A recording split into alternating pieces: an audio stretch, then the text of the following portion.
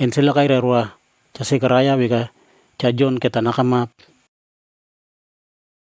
tam chairot kake king ye judia prisra kake awoya chase karaya ya prisye aro abia pomia wo aro ya cha aron awo wo kwa Elizabeth pirai kepi kirai niniu iwini ya got ta pawa kirai pige lo mau na awiraya bia paku ta o taipua bia erai pa o taipo iu ini ya got ta miwa ko onri uwo kuraweka kwa Elizabeth bia kunya uke miwan wawi kirai pawo win rura aro ya chase karaya kenopi bo prisa ni pau ta chase karaya ya minyao bo prisa karau iwini ya got ya ko pe pile satu kipau ke nyurenao pris beka pepo nanoi tempel aria bia paku ke paura ewa uya momo naki pasinui ke pau ya kemo pea chase karaya kanoi ari ke paura wanaki tam paura wakaki di aro bombia momo ke piminya upuo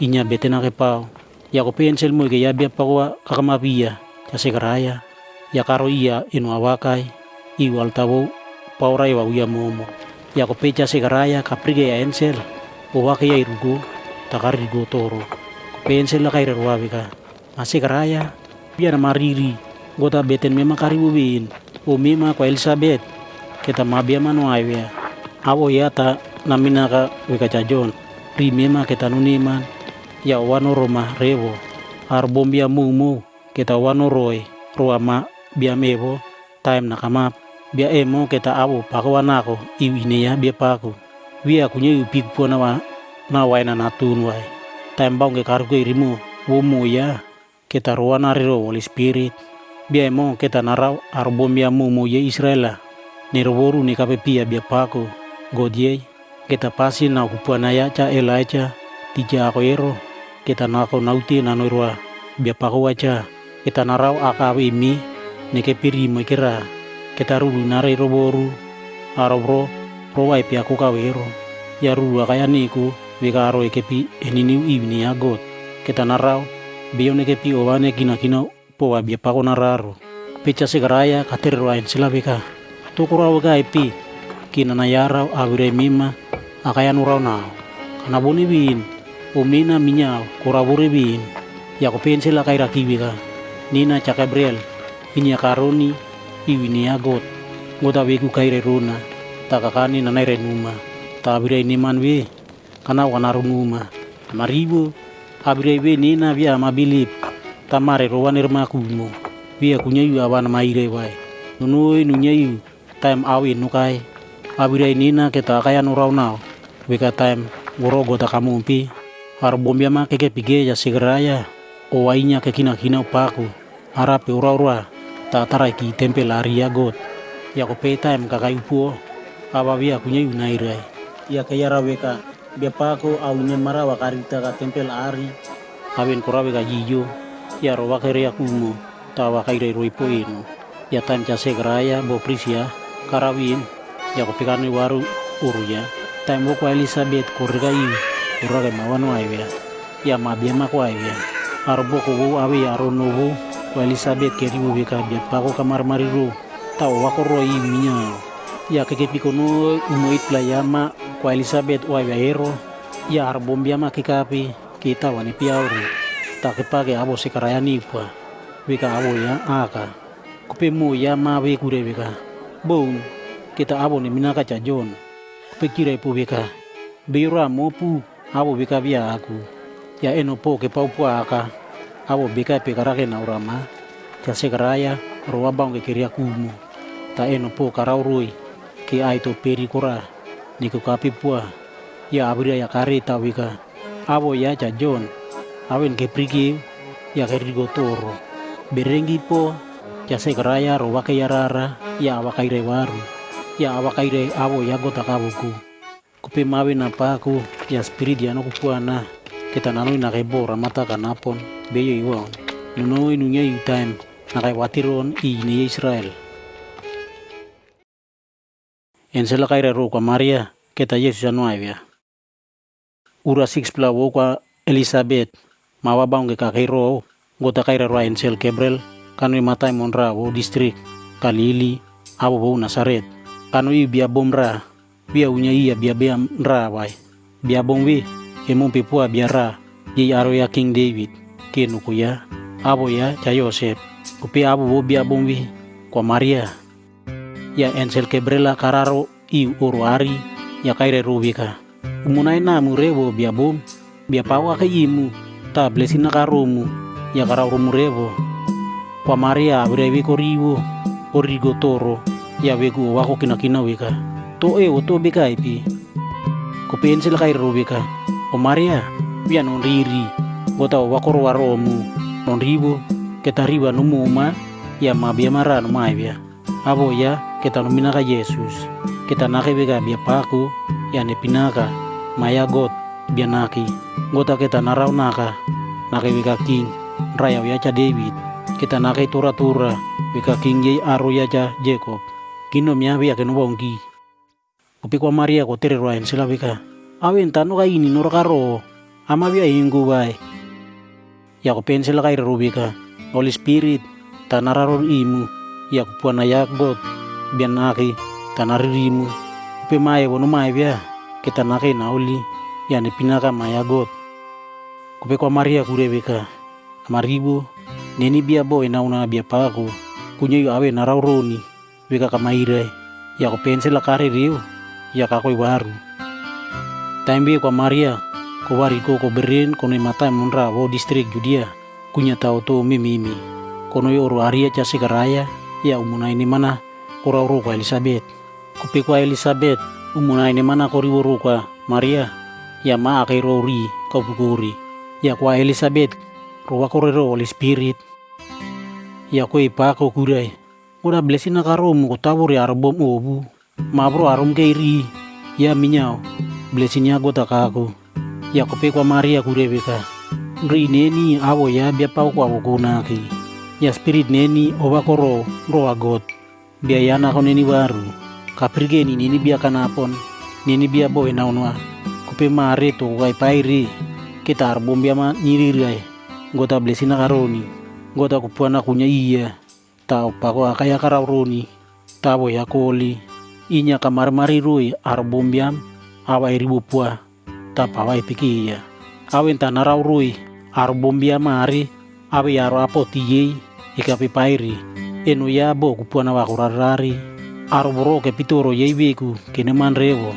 Ta abo jei kia boku. Kardike ke nupitin. King kuprapana. Kabe yo pika ya siya King ye ke peperi. Ya ko pe aro waun rei kabiku. Au prumo ne mana kari. Aro rayui. Ya aro wakomui. Ko pe aro au prumo unya yero. Kardike ke nupi kanapon. Kalpim ye wokbo ya Israel. Tabaung wakakina ro promis ya arau raja Abraham. Awi aro raya umemi. Ke tora-tora. Inya namarmari rui. Aro ikapi pairi. Kwa Maria. Ko ke kwa Elizabeth konoe kunya yueka. Ura rie pinra mo iki. Ya ko pe konoe waru rubu. Kwa Maria Yesus ya kwa ebia. Ko pe taimbe cha Caesar Augustus lora wakariri. Ke awo wani konanai arbombia. Ebo tare mari cha Quirinius awo kakonanai arbombia mumu. Time kage gawana wo provinsi ria. Korawe kata arbombia mumu. Kenopi waru oro kuje. Ke gavmana kunya yu awan nakonanai. Cha Yosef ya biara ye. Arono ya King David. Ya kabari ku kariru matai mo Nasaret. Kunya Galili. Ya kanu matai mo ya. Cha David kunya Judea. Kepinao Bethlehem. Bonge kira kebi Bethlehem. Ya koreka iu. Kwa Maria. Kurake mawano aibia. Ya mabiam picha buku aibia. Ya nuwa korunaka. Ya kwa aibia korigorobo. Ura ya koromrere bulmakao. Kubu kuraweka. Oro pasin dia. Kotigiro even beyo. Boko we wasmano burere sip sibake kepi. Ika iu matai memboro wake pau papire sip sibye. Ya enselia bia pau kakamap i. Talai dia bia pau kori. Takerigo toro. Ya ko pensela kaire ruibeka. Ya no puriri ba. Puribu. Abire ni mana kana konaru. Kina naire nuku. Abire we kita norau arbombia ma owano roi revo. Noroma revo. Bia bomra. Mawa kwa bia matai mo Cha David. Dia ya na ko mopuaru. ya bia paku ya Christ ya kuya ino puprige beka bia magira no wakeru naka ya kanya rubore ura ya korom derebul makau ya keko beberien ke prige kwa Maria Erika Yosef kira kepi ya mawakanya rubore ura ya korom derebul makau ya arbom biam kuka abira yewas man resip sibakerigo kira yero ya wake kina paku ya wopa Maria abire mumoge korre kunya rewo rimowo ya kokeinya wako kina ro kupiko noi kunya iu umoit playa mawe mo kwa yero ya tawa ke piauro ya wo Yesus akipua tam kwa Maria bangga via roa uma ensela abo be kaura be natu tam ako rekawin ki chayo seperi kwa Maria panera ipike pasiniu iwini ago begalo ya chamoses kure ya kope mawa kere ai bia kere kope Jerusalem kene rupua bia paku duwo faminyao kirai kope begalo ya bia pau kuire mambai riepin o romo riepin tambe beura ka ke Jerusalem awo ya cha Simeon bia ya ka ke kaniniu tainya lo tukara uragot kake kia bia be bota kamu pike na rauro irewo aro Israel cha Simeon ro wakaro Holy Spirit ka iro cha Simeon ato biga bia kena rai berin bai bong tanake na prige ya bia woro bia pako promisa karao tena ko ye baru aro bombiam ya cha Simeon ka bia ko Yesus ya kanya tawin ya awo ya bota ka ko ya kai biga bia pako nina bia bo ana uluma tamare nami narani ke wanirna ke yotoropo eka kamaire monaero ininina kana prigewe na woro kamau ke no komemi waru ya cha Simeon blesina karo ya kaire rupa Maria mo ya Yesus biga onribu mawe gota kamu mpike na rauna ya arobombian pumo ya Israel ani weri ya kopena rauna ini berkuwaru biawe kita nake biga magra taro prumo kita poko taipo wani repwa kurabigata au nyaroki ruri arobombian prumo kita nukai watiron ya mo minyao kita nukai minao naira weka bainata korum dida toton bian mentan Yesus akan di temple au mo kere pawin weka loya bia pako kuirai ya ko pekere paro waru Nazaret mata mo yei kunya distrik Galili ya mawe bora kariwa ya kakupropana ya ruru nemana Omar Maria gota kunya iya aini ni mau inya kokai aka irimo ya Yesus ata kira ino pi Jerusalem nirai prige de paku ke owane rai kina opo dewe gota karin Israel akake pirewo ke pina pasowa kupetam Yesus aini ni ya 12 la ya pawa ke pige pasin wau de paku we ya ke ko pe Jerusalem umomo de pako bo paso ako na ibin ya kay parwaru bokoji tabia menta naka Jesus po bongge kakay boy Jerusalem ta kay rimo ya bia iraya rawika bang kakay boy wai kiray pitoro kautero mo yaro bombiam obu kurawika ta kiray uti umomo kira kuninay ya ko pegera yorena ka rumo yaro family abi yaro budaya inya kerayo renanaka tabia irai pergi ya ko pekerai ko pe waru Jerusalem kene rayo renaka kerayo renanaka kono igunya yu ka umori pin ramo iki ya ko pekerai pergi ya kakai temple hari kakai romo etikse inya wakari urui ya ko pe autere kara urui minya beyo abire ya keribo toro ro sawe na abire ya aire giriruyen ya kamu ya kira pergi ya tak kira ini gotoro ya mo ya kure girwa manin korgarota pasinwe kama umupi prime pi aga mima kwe pergi roma revo tabe inya ke piore na nama ibu to korgaro ta inya korpore na nana irabia orpu ya rabeka kakeni uru ya kanina wai tabia iraya revo gubo abrevi aire ruyem ya kupika uti kanoi roi waru Nasaret, ya tora tewe inya karoporo awira ya kamu. Tamo ya awira momowe korere revo rivo. Yesu akapako ya rude manakaku. Gota kalaki miata ye arbombia minyao, kalaki miarevo. Cha John Baptist awira ya gota kairirai. Kupe mawe na paku ya spirit ya no kupuana kita nanoi na kebora mata kanapon beyo iwaon nunoi nunya yu time na kai watiron ini Israel. Kupe time we chanas ere cakaya pas kira ke piet pris wo tempel mabiamia cha Sekaraya abo ya cha John kanoi ka kebora mata kanapo beyo iwaon ya gota awira ya kaura. Ya kanoi prore boko mumu erinya kakui pi Jordan ya abrea gota kairi dairui arbumbian ke riwan erworu ya baptisaniku ke gota sinye na piri aben kukai pawa korigi abira unya bugya profet Isaiah poko ya beyora kue bora mata kanapo beyo iwau ya kure beka mopu kita rara ya bia pakono piri no niman ya nunya no topan po bo por bo merino puti ya tau meme nau ipipo no poro neraro piga rararo ruka taneri topan po perara ere bori-boriku taneri totopo aro bombia mo meri ke tane prige bo in gota karao ke na memi waru aro mo inya ke kapepi aja John ke baptisaniku takaire ruibika mo pumeye taipi na pekaira ruputa ko pake no pepe au tapi akai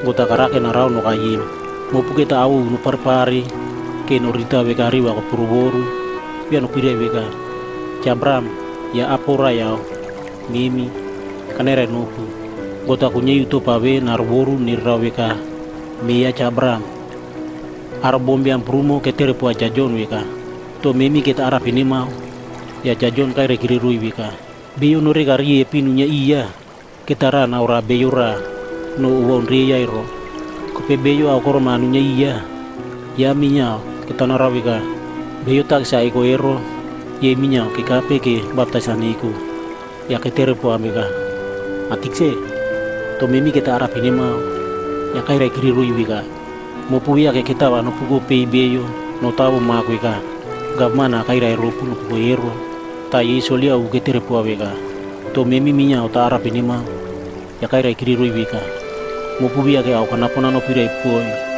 beyo ke kita wa au kana no pabu wai o wakata no ro puro kita boro kabana karupuero arbombia mu ke pike ya Christ ke ne prigi ya awen ke prigiri ya wake kina romo kuru jibika ira jajon ya Christ wai ta jajon kai kiri rui bika nina pika napona kana baptisimu pu beyora tanakai bonapa kupuana ya ko tahu kupuana nina bia ananiman rebo tabia ananya niu ke tiwo sendel ya ananya rarito kita na baptisimu pu ro Holy Spirit na ajira sawala kabu kunya inu ya ke bita narworu ya akai riri ya akai nairiri narere nerinya oro aria kopewidmo tanakirari ajira worobia kunya yunokiyo kope widmo tanakira ri ayira woro bia kunya yunokiyo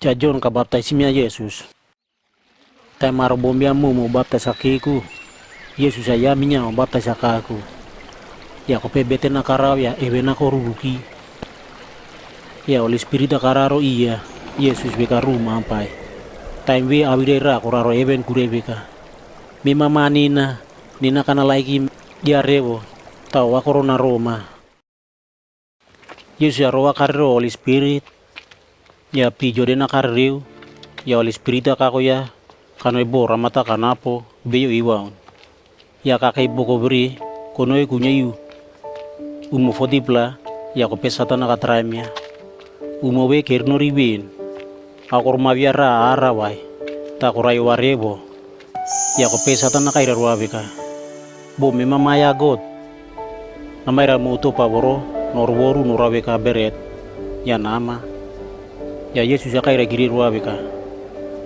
abira ya kunya bugya goda kureweka beyo ya kunya neke pitare ro akoro wai kopesa tana kako inake ya berengi po kindo momo wo meri karita ka ya kaira roa Yesus weka kupuana nena ketana numa ke na maure mamire kino momo we ya abo pakwa kita nama aku kindo momo gota karuna kita nauna nape kaneno warewo kindo momo gota karuna kita nauna nape kana lagi mia bo bora tapo nama tumerio ya lo tuna mau muna kita au momo nanu manau ya Yesus ya kaira kiri roa satana weka abire ya kunya bugya gota kure weka mima ta lo tuna mau mua bia paku god mima ya bo ya una kepo na mau satana kako ya Yesus ya kanoi matai mon pako Jerusalem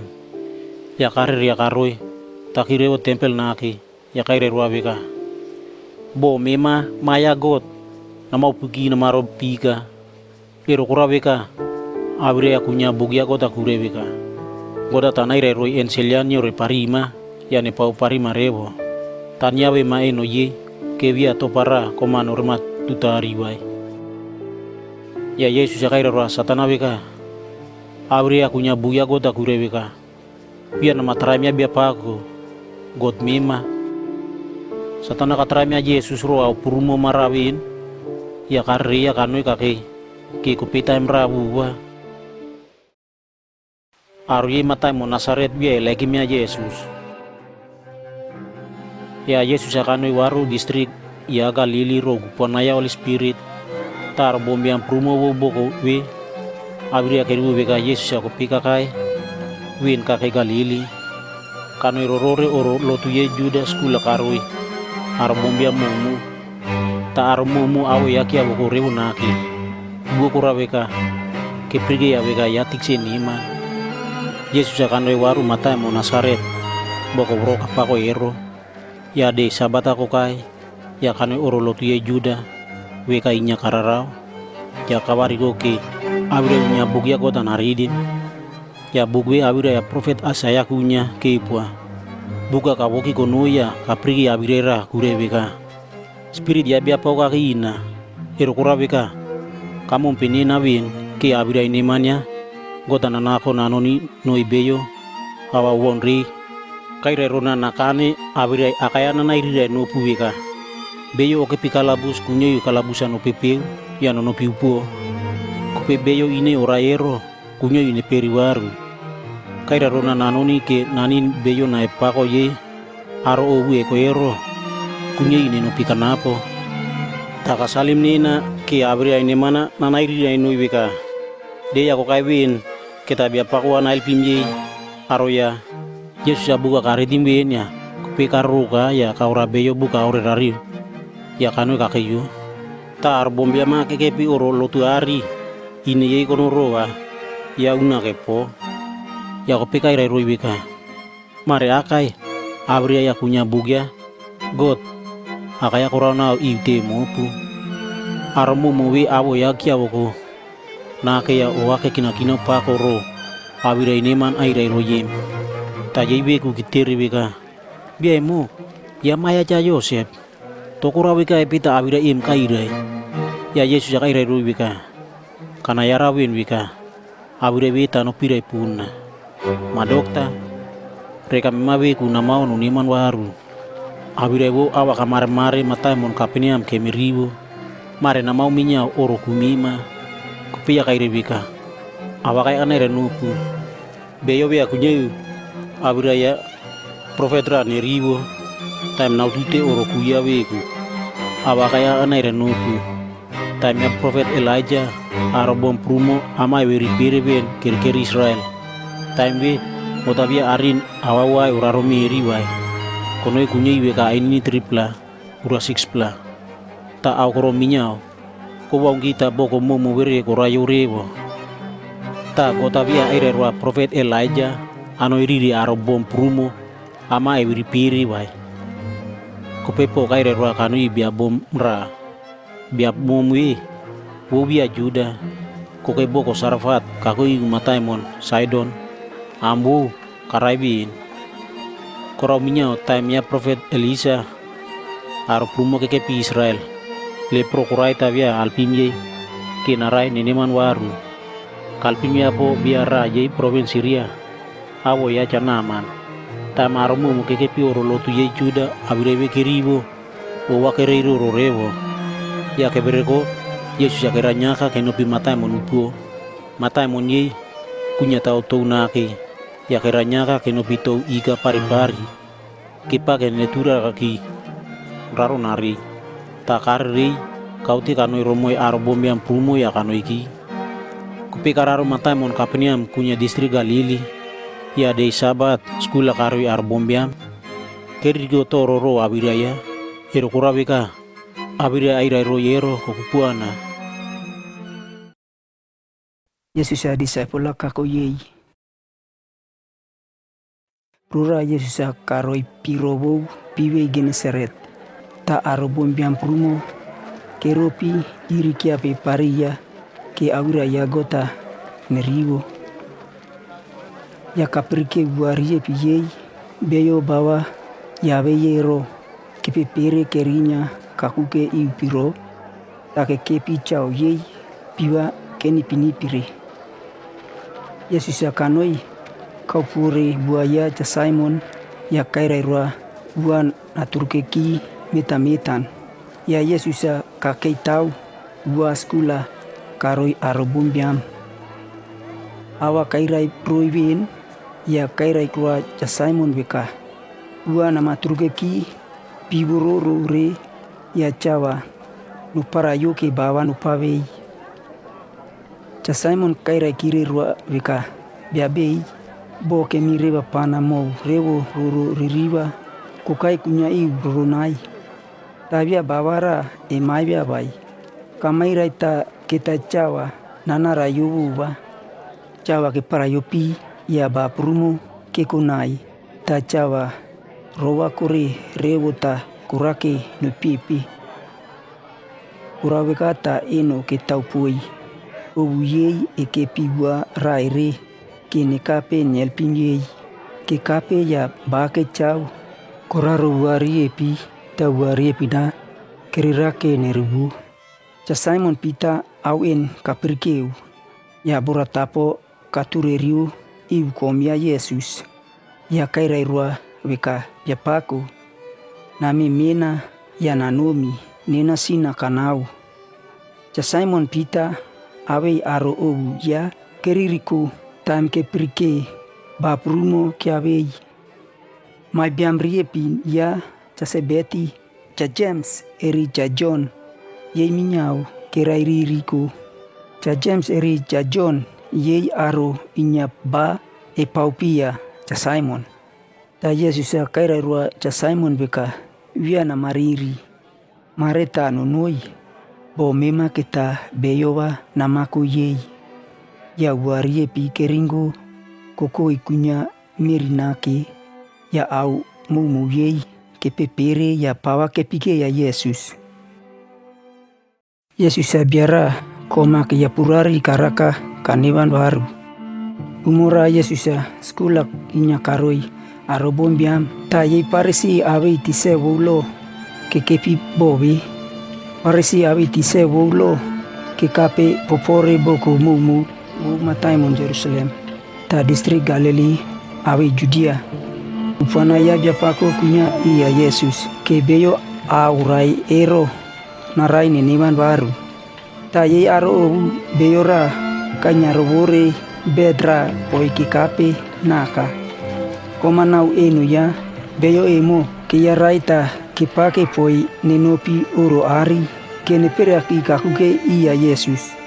Ke kape ya ke prike weka beyowa ke prumo rewo tabia kunya iu poini no pipi ya Yesus.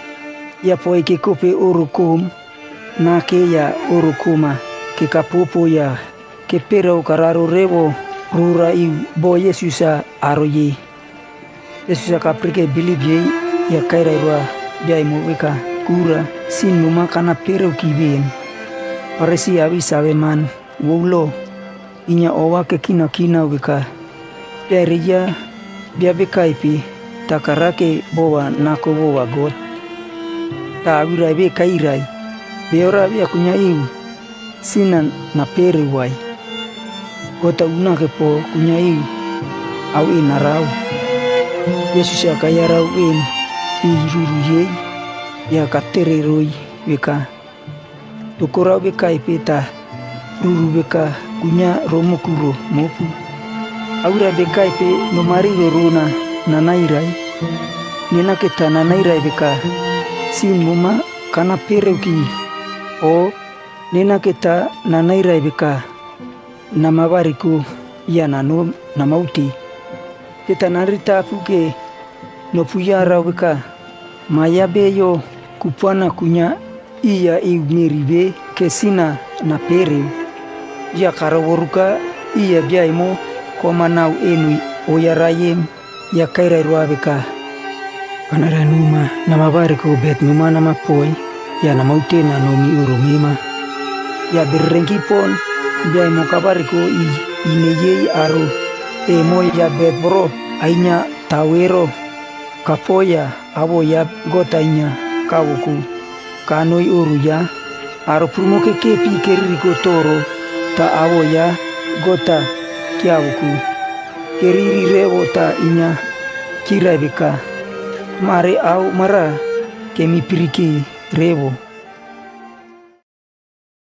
Yesu ya karau wok boye kapten ye soldia kaniman waru. Ta kapten ra ye 100 soldia kaki. Ta wok boy ra kaki ya minyao. Wok boye mo kapten akalagi miya rewo. Kupe mari wok boye mo awa kuraka ta karakin arai. Kapten na abidaya Yesus ya kari urui ya kare royet manye juda. Kino piketer po Yesus ya nakai. Ki wok boya naraka naniman waru. Kino pikepriga Yesus ya ketire ke mumunaka ya kirewika.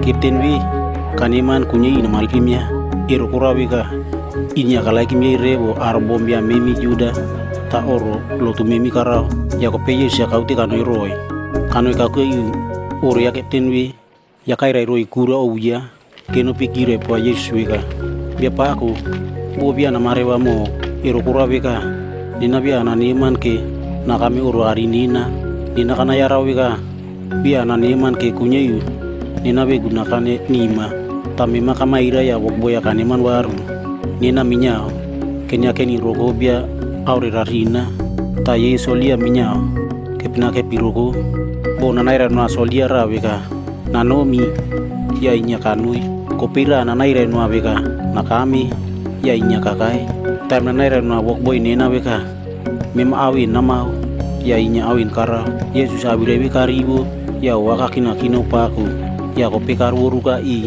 arbombiam prumo pawa epikia ya kaira ruibika kanera nupu kana pergi bili bia emo kupako rewo tabe yoraye Israel bili bega bia unya iya tabe yoraye Israel bili bega bia unya iya wa ya arwe kapten na kaira roi keno pipi ya Yesus ero keno piwaru uru ya pergi ya wokbo ya kapten we peganiman waru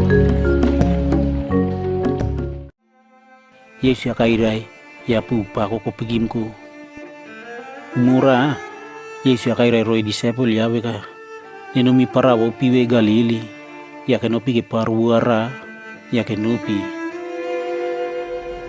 inya ke para kenopi Yesu ya kawua bonge kawua pupa ko puturugo ya naumo ipipi korau kota ko bere roi bua kuro ta korake no buo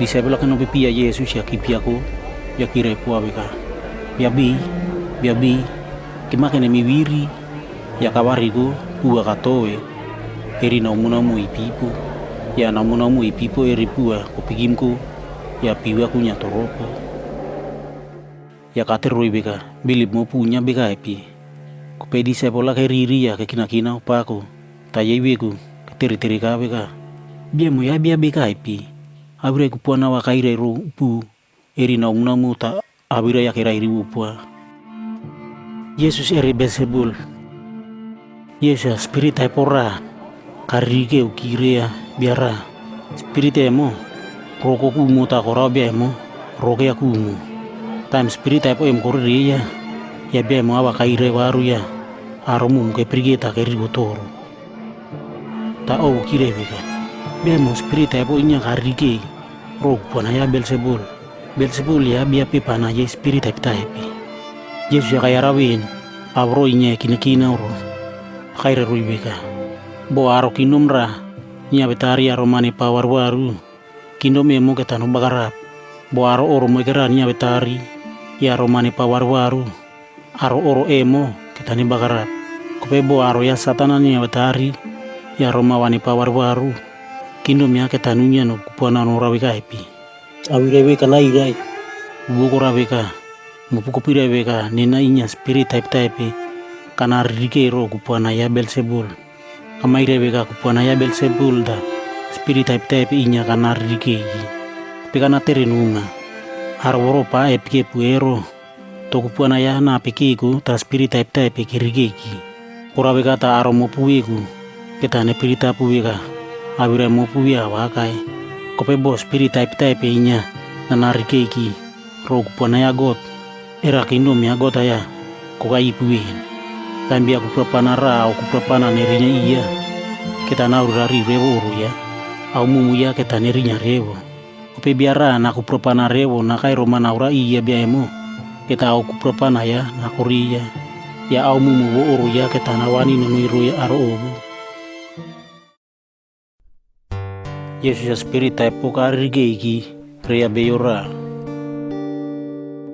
kipra keno pipara ye jersa bobe kunya parawo piwe pago Galili Yesu bua karriu ya kanoi ya kakoi merinake tabiara ye matai monwi kakai iya spirit type wa ke pipi ya biaemo tora do warawa bia aku rariu reka ya wai tabia ke urura wai biaemo ya tainya kake matmat biaemo kapriga ya Yesus takaya raro kare kakui kumpe ya Yesus ya kai pago kaire rua Yesus bega Yesus bima maya bianaki to arape na maumuna au tere kupuana kana uluma bia na mau reka no rana rewo wai ya poko kapara riru ero kurabika Yesus ya ure kupuana wa kairai ta spirit type wa ke pipi ya biaemo tai mumu spirit type koko ya ta ye beyo sena ke piano piro komana enu ya inya kiore paria rewo pese na kai peru ta spirit type ke pau kanoi bo beu iwau ya Yesus ya katir ruawika to abu mima ya kaire ruawika abu nina jamumu ero ruawika spirit type mumu ke pipi ya spirit type we awakira ke muna ka ke bia narige ni paro kamo woro kubu wau boko emo ro pumu ke ro rito wi akoro makerira ya spirit type awakere ira kere mumunaka ke nari nori nere rikorori rao ya karin keri nuri ya spirit type kere riri ya biaemo ya kere nori kere rikorori rao ya rawa kere praprara kere raro towi pari ya kere woro kipi we pago Galili iwa kere tonton ya kere wiri ya ibeyo inya rawa kiore parire awen ke prigio ya ke prara ke nopiu awirewo awen kiri rai kono rorore matai mona boko o minya tar bombia make nopi ke awen prigio kika pepia Yesus ya ke prigio ya biamo spirit type ke pepia ya rua kaya kaku waru ya noa kaku ya kakeyo kaku kumpe ya Yesus arbombiam awen ke prigio kirigi arbombiam awen ke prigio kire po yaro o roa Yesus spirit type karigi ria biamo ya ko pekane manwaru ya ko pearo bombia mumu mata menjersa kerito roya ke terepo Yesus ke nari ya nanu ya Yesus ya kanui kararo hua ya kanui waru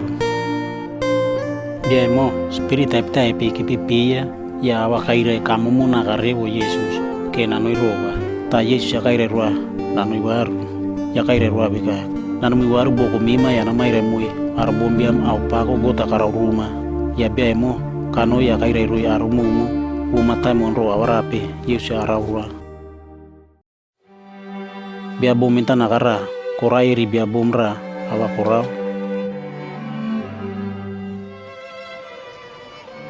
Yesus akanoi waru parawo piwe Galili ya kope aro bombiam prumo oto koto irowa. Ero kuraweka inya keke piki ya. Tabe yora awo ya Jairus. Kakai kari ya bora tapuka tuderi iu kompe ya Yesus. Ya wakaira kamunaka kenano irowa oru ya. Jairus ya raya itman wo oru lotu ya Juda. Kanu ka pergi ya Yesus. Kumu kuraweka mabo mo ikrapo kalaikimu ainini wo kuraweka 12 la. Ya kurake nurai. Yesus ya kauti kanu oru ya Jairus ta bombiam prumo minya kenu pipo wata kia toka. Taime wo bia bomra kono iroi bia emo no wainya kono ireu kono ikunya iweka ainini 12 la. Tabe yora bia kunya iwe arau no niman waru ai. Bia bongwi kukai pori wai Yesus ya eno kwa iya noi ya berengkipo no kororoki.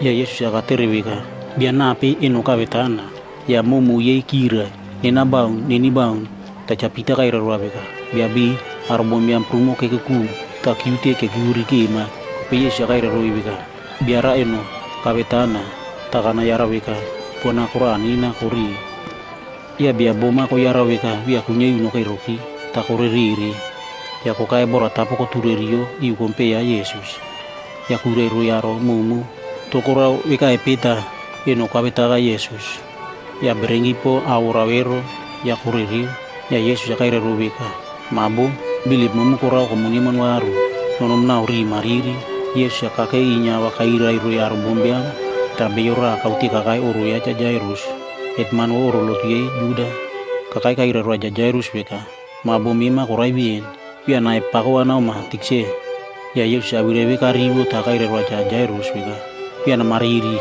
bilipo ta mabo mima no niman waru ya Yesus ya kanoi oru ya Jairus ar bombiama bia ari nerno wa oru ari kako ya Peter, John, James, awi akamu wo bia bompo keno pipo wari ya bombia ma kepi inya ke oko hupo ke bia bomita naka orajen ya ke rokiki ta Yesus ka ruibika bia na prokiki wai bo bia orai bo ko po ta bo to ke papa Yesus ke ya rabika bia minta naka ya orai ya Yesus ay no bia bomita naka karbu abu ya kairuku mabo membariku ya spiritu ko kai waru ya berengki ko wari ko ki ya Yesus ya kai rui awur mai pina ni punura ya kamu wo bia minta naka kira iri ko toro ya bire ku puana kai rui ke we ani rai po ideyo roawin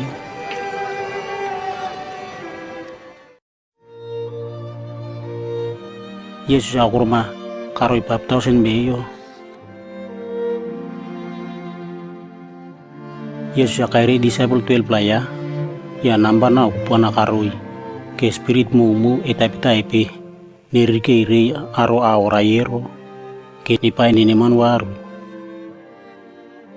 ya ko peka salimye ke no piki abre wo kino mi agota nyirire pui ya aro aorayero nipai nineman waru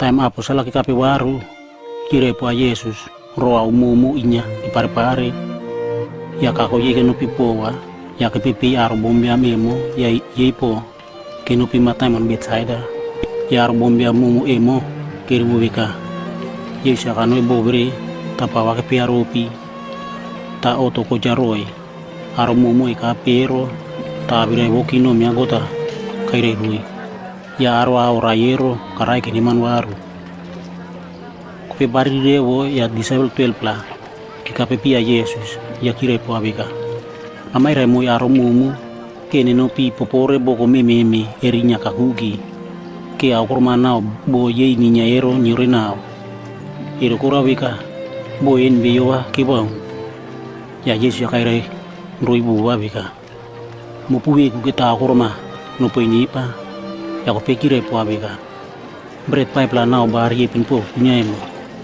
era memi tanenomi akur manemi ko mui aro mumu imwai time we kura wika 5,000 aro biama kekepi ya ko pe Yesus ya kaira roi disciple ya wika mo pira po ine kepi popore ku mo ke moike tanamba ye beyo ke tanunya iweka 50-50 ya disciple ke pa wika Yesus ya kaira roi ya kekepi yo Ya Yesus beret pai planau bari pinakahu ya ini kaurko ewenya oti kau ragot.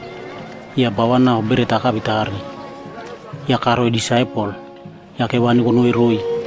Bumbia kupiaro mumu makuro makipa kono kunya iro komoi. Ya akurompak herinya. Ya kope disciple akurompak kipukiki ya kecau kuraroyam 12 rukurinau. Topik ya beyo semaria. Rura sawe manra wolo kawari gota karakena tramia Yesus. Ya kater roa Yesus beka. Matikse to ara penanau ke nake ni rebo toratura. Pe Yesus akai regiri roa beka. To abire beka pegipi kunyalo. Kama pergi ta ku abire woro kama ko kurawi ka ipi. Ya bia mukai roa Yesus beka. Bia paku God mema tanama lagi mia rebo. Ri mema na spirit mema kupuana na rulu mema ketana malaki mi rewo kura mema minya weka malaki mema beku ya Yesus ya kaire ro abu wabika abure mema ero wakai nama weka keta nakemitari ya sauman wolo karake naraweka ke aro ne prigi ya beka kaniman rewo ya tare katere ro Yesus abika tona pekura mema ya Yesus ya tare katere ro abu wabika Bero akakai matai mon Yerusalem takauti kararu matai mon Jericho ya taime ebo aro au kakana kia ebia awake puna pia nuri kaketai dai pia ya ke pia rebo konui kunyi karai ka bubuya ke pipia ke taime prisra kauti kararu rarabi ya kapria bia emo kanyaru urara ya kareria ya kaberoro raraika ya kauti kanui kupili bera minya kauti kararu rarabi ta kapri ya po ya karia kaberoro raraika ya kauti kanui ya kopisa maria raminya kauti kararu arabi ya kawakaki ya tam kapri ya riwa ko ya peruro wareo biaimo kanui ya biaimo ya welanau wana kaya niri auka ya kayaru ya biaimo kai biaku karia kaketau dongia ya kira inopi uru pasinjara ya karaura revo kupi uriwo kita usilu arie pinaka ko kaura akawo uru pasindia ya kaire ruabika mima tanama ore mami ya penakane waru tak kita mima nanu mawaru beka be mukama ore mami ya Yesus tare kater rasa man wolo bio triple evo na pekabe kura ya biamu ipiaim ya sauman wolo kaire rua Yesus beka bio kagugu warevo taeno kaura ya Yesus kaire giri ruabika nanomi pasini namaminya. Topik saya mabiama karai roki. Tayai parisi awi sabe man wulo au mume keture ta kirai bika. Biaim kura kawei arosina ipawero tainya kake au koroma karai. Yesus ya kairai roi huwa bika. Biara me biam riepin keke pipia. Kupirai minta naka kairai roa akaya bika. Matata au muma namawani mupirai nina kuranina namuna yauke akawa awakawani konoiroi mebiam riepin kovenki ya rai minta naka ewo au mumuya kairiria kanoi kantrira kunyaki rarapa bokobere ketau ya katarau-tarau rore pasin taipi-taipi wou meri ya kopi au mumuya kiribong kinau ya country vere minyau taimbo au koroma kobaungki kuririka i taawa kobaungkireria nau kurawe kata kanoi kapriki ya biara wou buku bro ya katere rua kebo wanarau rua ya bia mukaira rua kanoi rau ya kaurirarire biara via au koroma au rawai ta kurayuwa rebo kurawe kata kaprikere rawa bainunu tawa kirira taya minyau owa kurakaku rebo karauke bainunu tawa nara riri rau ya koperuru akaya kaku owa kakinaku baru rowa akaya ya kairai beka okboy mumu kekepipia akanina au koromprungu kunyai tainya kipa tukupi boy mo au koroma kubonta kurayuna takanake naran. Ketanana bariku ya nanoninia waru akanina ya nanairanua vika matata sina kanaunua got tamima maribia ananeman kenaimina vika mamuma bubabai namina keni vika rajai boy mima ya kabariku ya kaute kanoi ya baru akaya taimbange kaute kakaira rapa akaya kaprikia ya riwa kuya piru rowa maya taka perakano iya ma kaya kaururuwa irikia kirikiri ya kopema biama kaira ruabika matata sina kanaunwa got tamima ninabia ananiman ke naimina beka mamuma bubabai ya kopi akaya kaira irui wokboya beka bereren noreka inenimana nopuko nokape nepiapiko kopi bonara nepiapiko kopi noya sendela nepiapiko kopi kom nunopi bulmakau ma puru-puru mungkira po nupabuka nupieu nurai kita nema ya oto notemi nyau kuwo kuraweka mabiamnena wo karaibin tamare kakeitari karai rokibin tamare ke murenaka kuraweka ta au korompakuwa ke pauya oto kotei minyau tama koroma inya kepa ta oto wakotei mabiam anaya baunge kakei irura ya kope kaute kakai kakuke iu uruya musika kariwota arubombiama koma kenyapa ya kairia wokboy ira ya akaya ya katerirua tuharape ipau kope wokboy ya akaya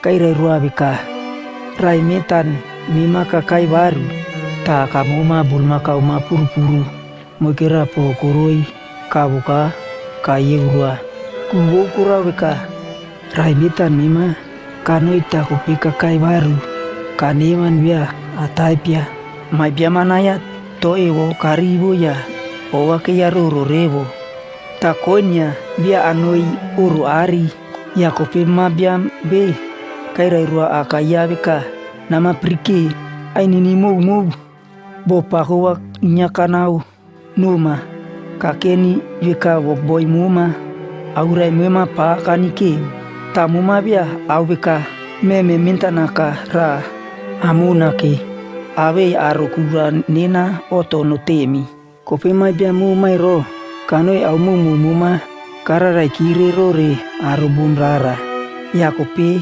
kakai baru uru bulmakau ma puru-puru moikira kai meuma kope akaya kairai ruabika manena mumanya kakemi ina au mumu nena ero au muma kope mare au korombe ke mauta oto kotemi kuwo kurau weka rai minta nakamima karai bin tamare kope kakaitare karai roki bin tamare kemi piriki ya baru Yesu abeyo templa lepro korai karai keniman waru.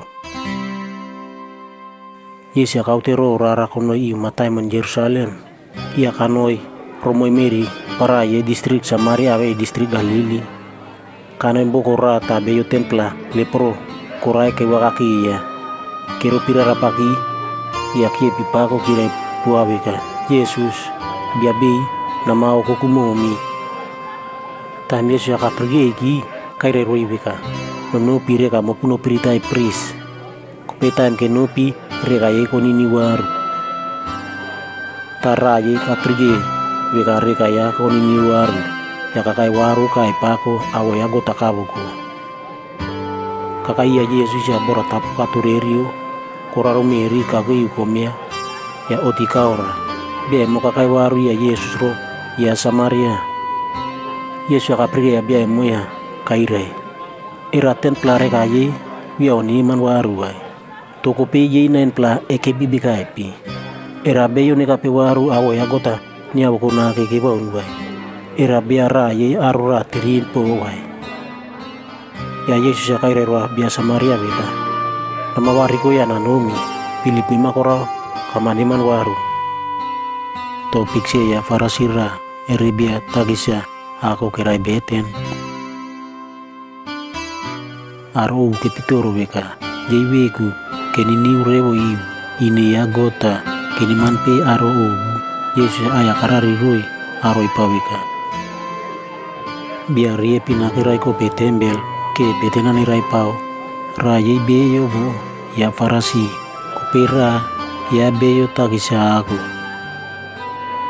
farasi weka roi ya weku betena karau waru weka go nena oti kanuma wi anaka aro obu wai nena wia au kakana wa anau pasin taipu anau pasin pamuka anau wai nena wia anaka biairo tagisa ako ero wai umori epin wo wik moike ako romainya kakin yau au mumu kanuna kanereno puru tenpla ya kope puru moikra kanuma kope biairo inya tagisa ako ero karo ira rapaki tabia ini auro ko even baun karoi urupu kaya yiu kai rebeka god nama mari muna nena biasina inya kanal kanere nopu pia ero inya tagisa ako ero kanoi waru uru ya kota kaprige ya beka ya po kaniniu kope ya farasi biani niu ero kura beka peyo abo jeibeku ni aboko gota tana weyo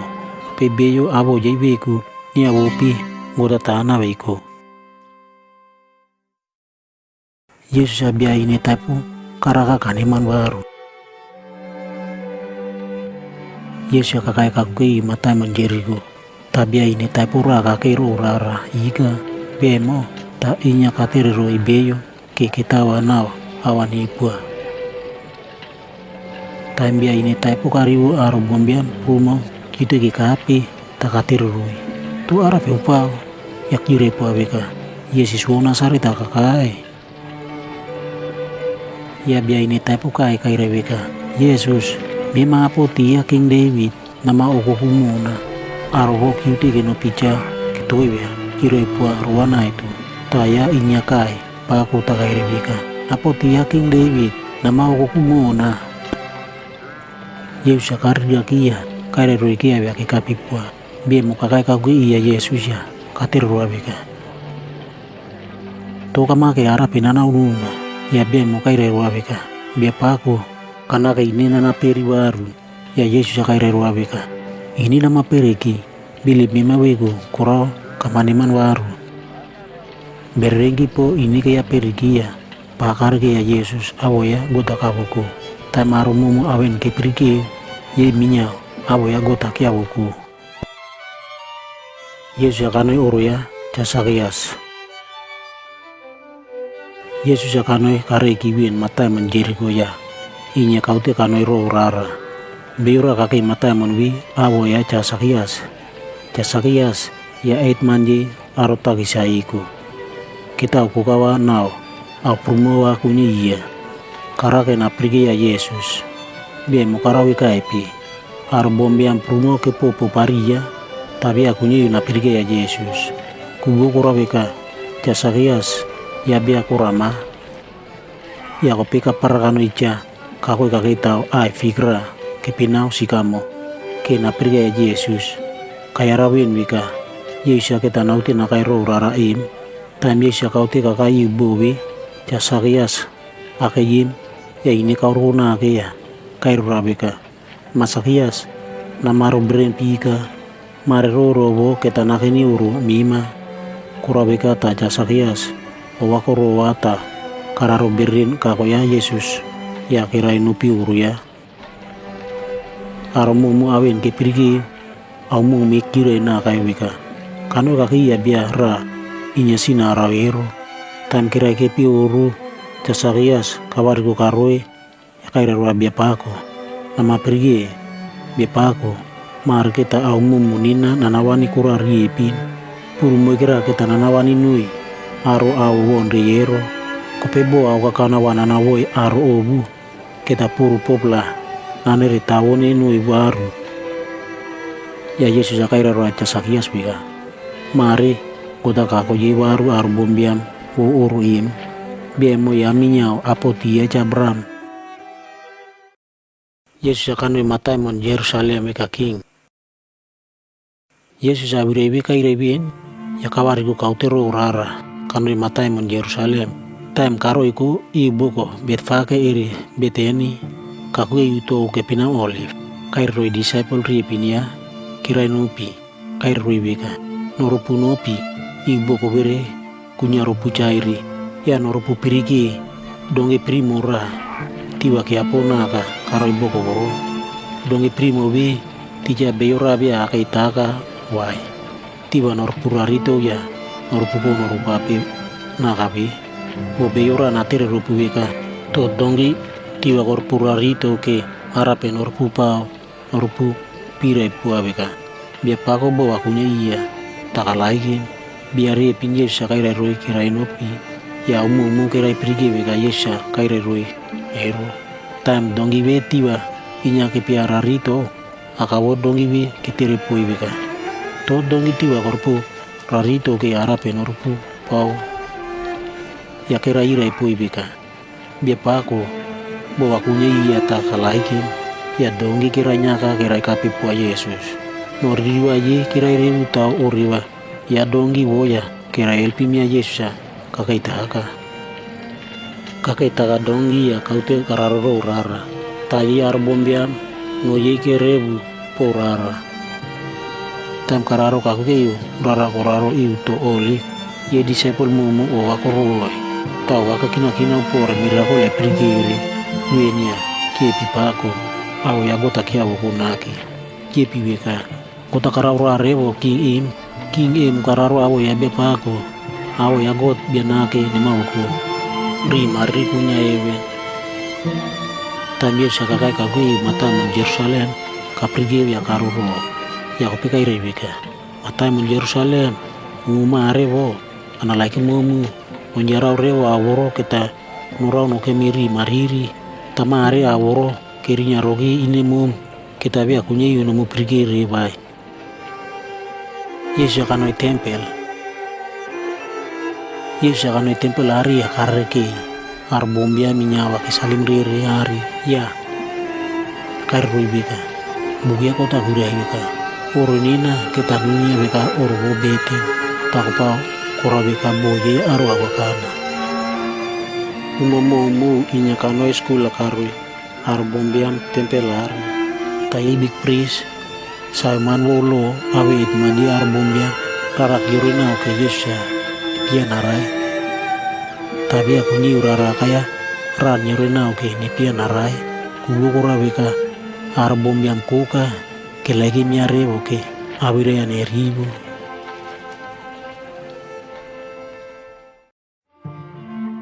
Yesus berita nao wana karoi aposel tembo aku rumah nipa ko kaiwen kakuki ta Yesus awe aposela ke kape kekepi ke aku rumah nipa ya Yesus ya kair ruibika nina kana lagi mrevo paswana na ipu ya ko pena ya nana poi kana renupu nina bia kunyai paswana na buwa tanunya taimawe nurau nau i revo kindo miagot kapuana kaku ya otika uragot kairaya awe nopu ku ya nopu wani noi rupu kanere nopu wia ke waina nanatun buwa kita nunya time kindo miagota nokai ya berita rakaku otika uragot ya kawitaria kawani rui ya kaire rui buwa bika emori kanina kanupu ke noil pemupu kita nupa bika ke owano pukina puna time akurma ke pawin kapuaina kaku ya awe kakarau beret tare karau ya kaira bika kap emo kontrak tare wonu nina kowere ke noel pemupu nopuribo biaero ke tanaku nina tayewe ku ke tobe biana penano ruija bol maya beyo ke tanau tiro raraworo tija gota yawe ku kairero merera karewo roa biaero kara ke nako ya Yesu anano i eno ye aro taipu Kupiya aposel begunya auter ke pawega to biana kita awi narau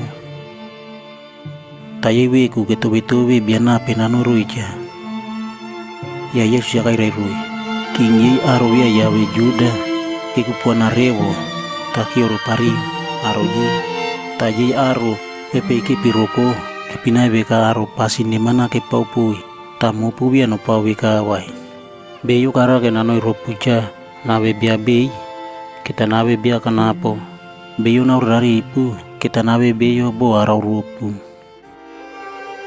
tu bia na pekawe bia bei ira bia kakai table o bia ero aku makai bi bero aku makara kabi tanina kaken romopu kanawe bia bo arau rupu tai mawa keri kar keri tram nina mopu inya koropi ina akanena kindo mia karuna korau minyau kindo mina kanupu kita nuke pi table agoro manupa iu kindo mina ya nuke pita tau sia niman ki kota no puri upui aro 12 lah ye Israel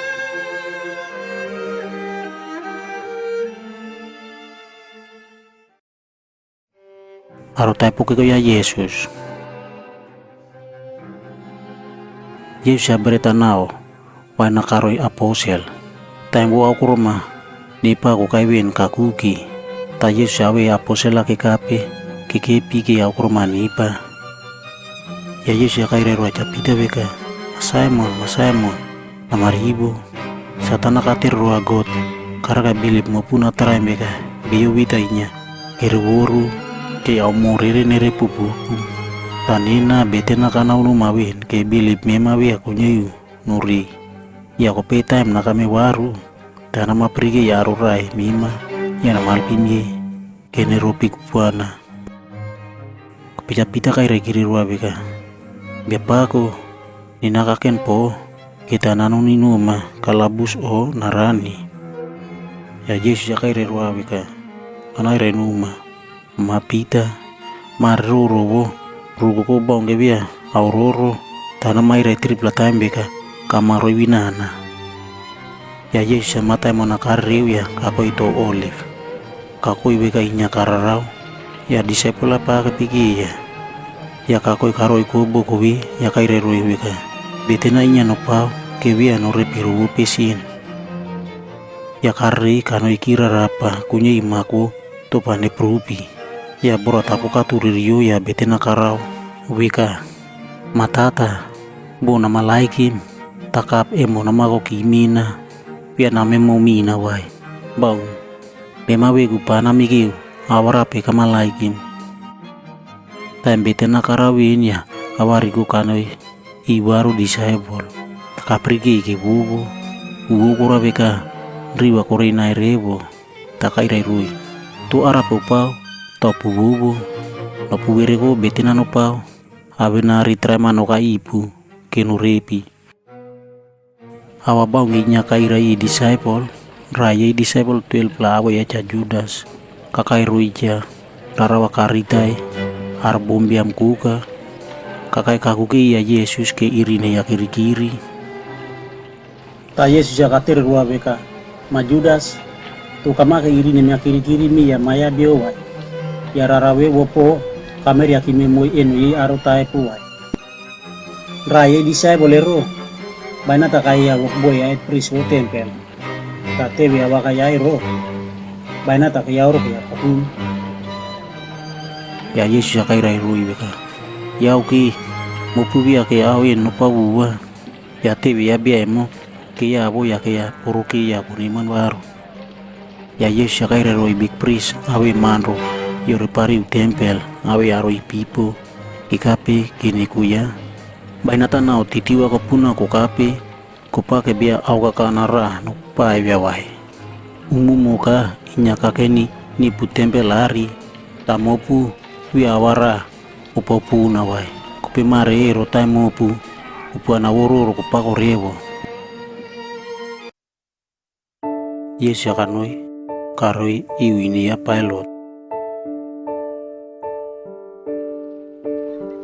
ya ko piye ya robi kota e pau Yesus ro ke berku ya ke kuya kanu ya pailo ya kota ke pau ya kirebeka be mo ke mi pirgi ya wendu kari ro boru aro judia ro abiraya ini kanana rari mi ke bia taksane umaca sisarwai kairebeka yawe ku Christ ya king kura begata pailota kater roa Yesus abeka era mema king ye juda wai kaire kare roa beka awire yau ke bro mabeku kamaire yero ya pailota kaire roa big priest awe arbombe mabeka ubo kota nini nao bia emo bia nauri nao taye kie pike mumuna kakire beka bia mokano rorore boko mumu wo judia bo wakara orewo kali iliri ya kagai boko mimi skula karo ya aro bombiam tabira ya urauri ko kunai ya kope pailota kairi big priest wo tempel tayet man awe aro bombiam minyao ke kape kyopuki ya kairi roi bika bemo kopuko ya kakaina tako pire beka bemo karau aro bombiam ma owa koroi rororoi gapman puribo time ko kape korupi auterinya kana una revo tabia awara anaurena oke kota nopia pau jairot minya awin kayarawin takairerwa Yesus kakai miwaru puribo bemo bia utapo wara arawai ke kunyeyu nanai rebeka narai tananai renui solia wipani pia ya kepena narokoneria nanui dia arbombia mumu wakie piminyao pako ya kirebeka jabara pas nupuru koperia nakai romi upuo ya bia boropo nupia narai jabara pas roma kastat karo matai monari awe gapman tabiara kaya karai ya kopi kia bia ke parai roki kalabus kopi pailo tatari kai rui karake narokoreria Yesus nanui taye inya kie pipako ya kirebeka nama tutarina ka krusi kopi tari kai rui buwa beka tokura beka epi abarabia naurina arao taipo ke nanare no punupia narai kura beka tawipa nanyia ya nanarokoneria nanoi kanapo takie pipako buwa ke ya kira ke mumu ke Yesus nitarina ka krusi inyaki pikonoya kitawa abiraya pilot kura beka ta pilot apa karike abiraye takairai beka Yesus kita nipia narai arobon bia make pupua pilot ke narokoreria biaro marawi kamar tabiwa aya rayero take piraroki kake kalabos ke nakaipo ya kope pilot abiraye karibo ya karya ki Yesus kanui enu peye solia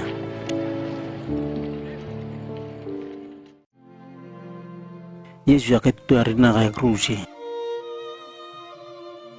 ya kope time kikoya Yesus akenupi kiwa kake ya biara ye matai mon sairini awo yaja Simon kauti kakai kinanoi matai mon Jerusalem kia ibia ya krusi ya Yesus akepia perita utum ya kapoi pake ya ro Yesus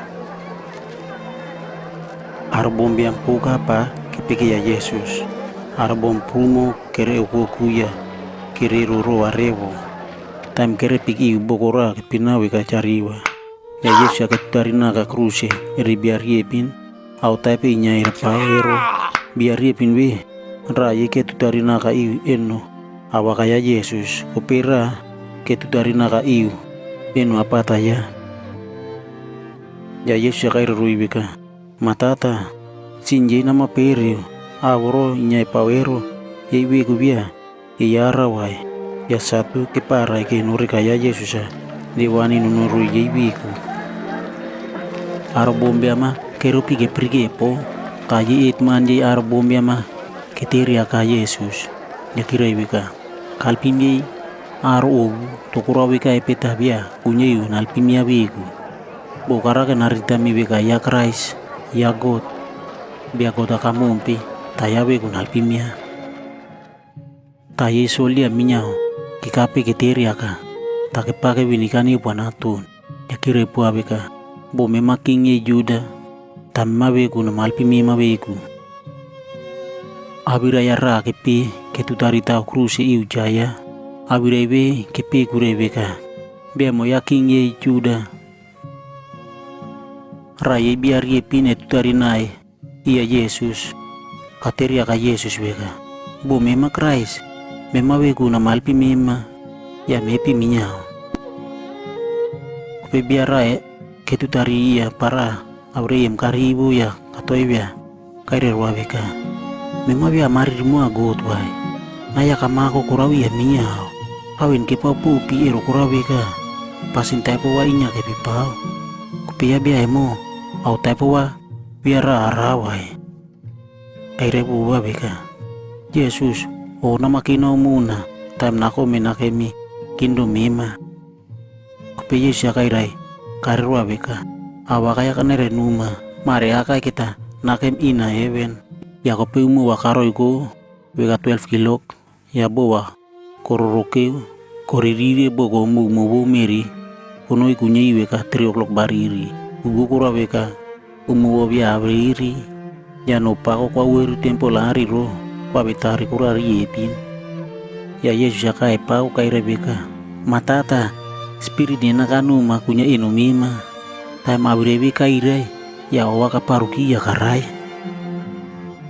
kepenye soli awen kapriki awo ya gota kawo ku ya kai rebeka awaka ino ye mukani niu reu iwini ya got ya robombe amkuka ke kape ke puketa awini ke awin ke priki rikire kamap i ta uruku ke piu ya ke nopi waru uruyi ta ye kura mumu ya Yesus awere arobom inya erute rowa iro kerkeri distrik Galili ya kerute kerkare kerrori rarapaki ya au iri kamap time ewo keri piriki now.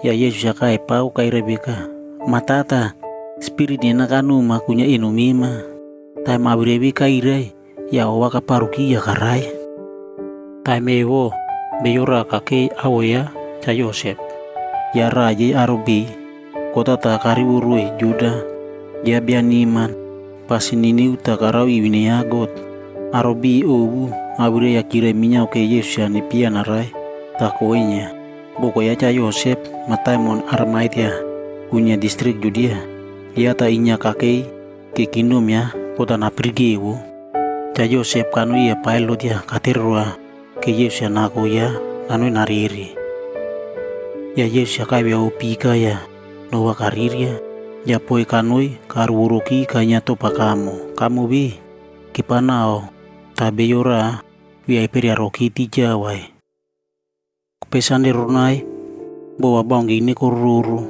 arbo masandawa nawel rere ya kerie momo keriku kerno ribo woro Yesus peria nyaero ya kere perige topa anaya ketipi pariu topa kamu ketura uki ika ya kope time kere nori ari kere periki weka rekaya bia pako Yesus bia punya time kere rori owa koi pergona ari ta bia punya yu owa nerkina wuwa ya berengki biar yepin nore ka buto kera piko ko kera ropi kaku ke ire nore ka ye ko buto kina weka bo ko perim arbo ma kere di toro ta o ko kere ti koraro meri ya biar yepin kera ire pori beka tokura beka pita ke bekare boye aro ebiribien kene beyore naga beyo akaitari bobi akibi bai kabar gubien kita wane bekina ro tobro ticha aire robero taimbang ke kakai distrik Galili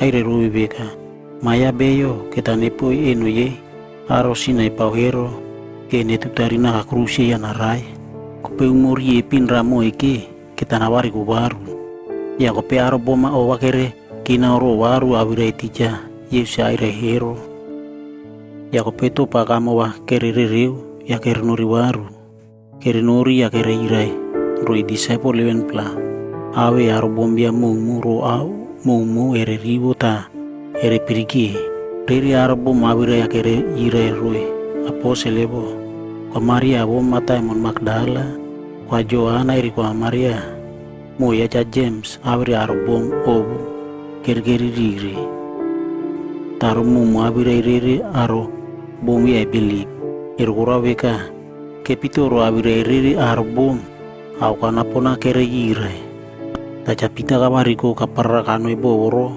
Yesus hanya hero kakorubu ya kaureki ari ya kaprige no kana pona kerinya ya kabariko kauti kano inya waka kina ro au kamap ewo Yesus kakamap i disciple rewo atiron. Tam disciple kepi nyawa kiri po awin. Yesus yawe ku karoi romo ita kaira roibika. Pri mari kunya ipu. Kopekeri digotoro ta roba koko bekewe ya keri. Kepitoro beka awa ya biaraya keprigeya. Beka ira roibika. Tokoro beka epita ko puri digotoro ta. Owainya kopokina kina upako. Kumanao eno nina no pupirige. Nina begu be. Okape no pawe na keno puyara beka nina begu. Spirit jai beyo ebiri. Beyana origa ko bonri. Penina beyana origa kunya ina. Abirebe kaira benya. Kumanao eno ya karitai. Keprige ya takeri gotoro ya. Owa koro irebo. Tayebi ya ebili beka awenta no kama. Ya kater roi beka. Era okromo ugerinya. Kinana wai. Ya ba okibien kura kiupua. Ya kako kara tainya. Keprige ya. Ya kaira roi beka. Taimbang ke kaken ipu. Kanai no puwen beka. Au mumu tija ke pepo na kunya loya cha Moses. Bugie profet. Tabuksam. Au mumu we kita nurau nao. Ya karau ruje ko wateronki. Ya kubu awira unya bugia gota. Ke yarari. Ya kaira roi beka. Bugia gota kure beka. Kraisa ke tanaya napoi. Ya narai. Kupa umuri epin. Ramo iki kita nawari baru. Awo ya tanyirirai. Nonoi roi arbombia mumu. Keriwa nereboru ya. Botasini na periu. Bobe kita nostat. Rewo matai mon Jerusalem bo. Ya kope nonoi rorore. Boko mumu. Mopu kita nonopi ya toa. Nopurire ro au mumu. Opupirigire ro. Ya kokai kaku. Ke Holy Spirit ananopu. Awro tija kanina begu kaire wen kita narop. Mopu kita noke pipo matai mon Jerusalem nono inu nyeyu. Puana ya gota no pugo. Yesu ya kakoi waru eben. Kope Yesu ya kakoi ye. Kepipeu matai mon Jerusalem ya. Kenepi bokora. Unya kakui matai mon Beteni. Ya eno riepin ya karuku ya blesina. Karui. Tembang nge blesina inya karui. Kariri ya gota kakoya. Kakoi heben. Ya bora tapoke tu perigi. Lotuke pau puaya owa koroi rewo ya. Kenupi waru Jerusalem. Taje inya keke pipo tempel. Ya awo ya gota kia woku.